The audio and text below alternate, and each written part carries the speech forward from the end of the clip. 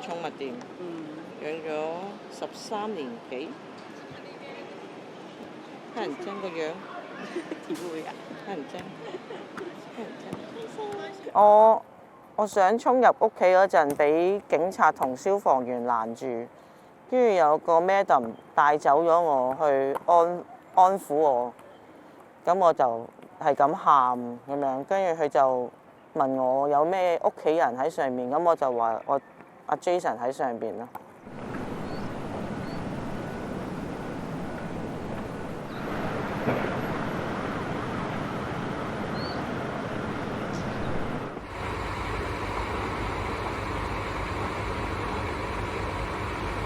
就話決定唔救動物住啦，話因為人都救唔切，跟住叫我冷靜啲，即係佢話俾個 update 我，佢話短時間內都唔會考慮救動物啦。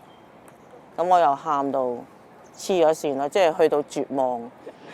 佢話可以影低佢 forever。點知去到火車站5點54分嗰陣，就收到消防員親自打嚟一個電話。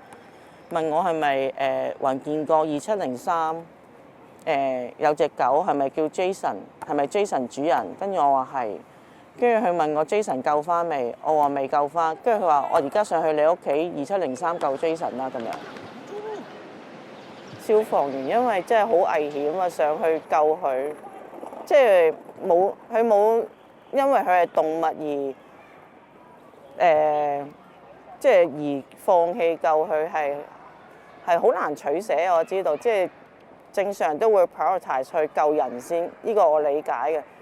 但係佢冇放棄過，仲要話即刻上去救佢。少少，多少少啊？少少。